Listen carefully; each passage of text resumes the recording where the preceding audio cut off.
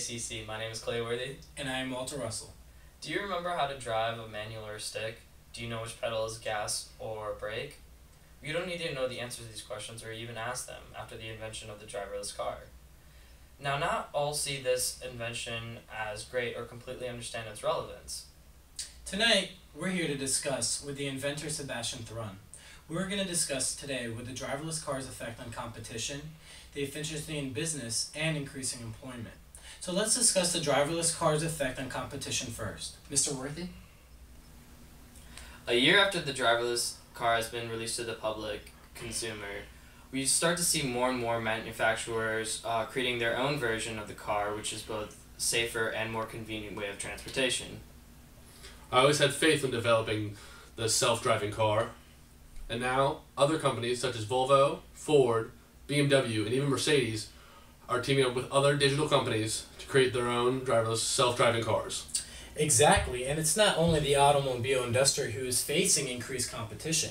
It's actually also the digital software companies. You can take a look at these companies that are collaborating with these car makers in order to produce a successful driverless cars.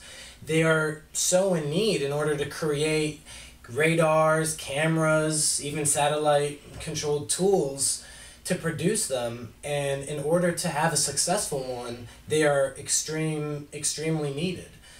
You can also look at BMW. They just signed with Continental, jointly trying to develop their first electronic co-pilot vehicle. So far, they have yet to finish completing it, but it's supposed to come out within the next year, and that itself is creating a lot of competition in both industries.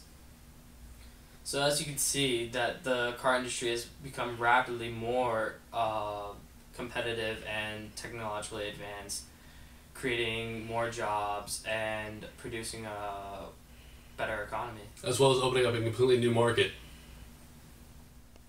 The driverless car is a great invention, no doubt about it, but its effect on employment is horrible.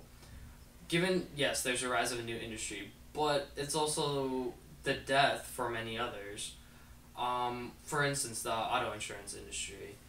One of our experts said that, yes, it's good, but it curtails the auto insurance premiums and will reduce the market by 75%. Now, while I understand where he's coming from, that people will lose their jobs, I believe it's only natural. Much like, what Charles Darwin said, natural selection just applied to the economy. I mean, this has happened in the past with radical new inventions when new markets are opened up. Older markets fade away or die out completely. And I just feel like this is natural. People will lose jobs and will have to move to markets that are sustainable. And, it's just what happens. I mean, you guys do have a good point, but you guys have to keep in mind, with the small businesses that may be affected. I mean, you're looking at taxi companies who have thousands and thousands of employees in the world. You guys also have to look at chauffeurs. Their jobs are also going to be impacted. It is, at the end of the day, a good group amount of people are being affected by these driverless cars.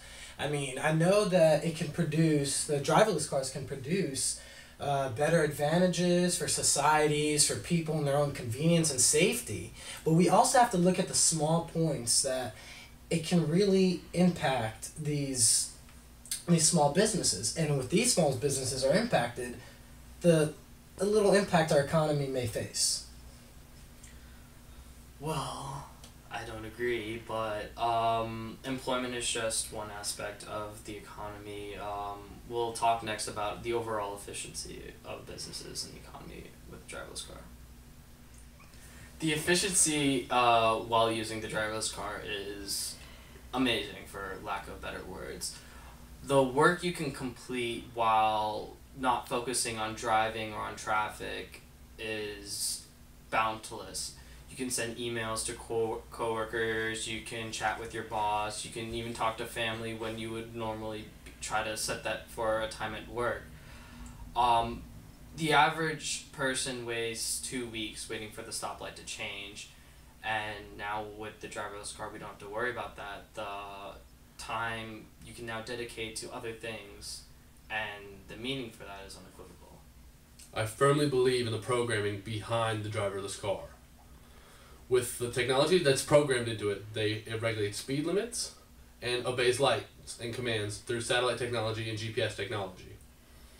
This will allow the companies that have big freight moving from place to place to no longer have to hire drivers, which, well, people may lose jobs, but it'll make the business more efficient by being able to providing a cheaper product, by saving money instead of having to pay hundreds of thousands of drivers, by saving all that money and being able to sell a cheaper product to consumers. And I mean, between driverless cars and many companies, towards having people from work and from home, they can start working in home in the future. I mean, nowadays though, that's happening often, and we're seeing this every single day increasing. And driverless cars will make the idea of carpooling way more efficient and Socially acceptable. Socially acceptable, exactly. At the same time, it makes the drivers can simply program, their cars to pick up other people or pick up a family member at their own convenience. So I mean, let alone the aspects that driverless cars grow from it is, I think it's incredible. I mean, you're making our environment more green. And the greener it is, the better it is. You can also see how automated buses will use algorithms to create highly efficient routes, saving gas for bus companies and allowing people to get to work way much easier and faster.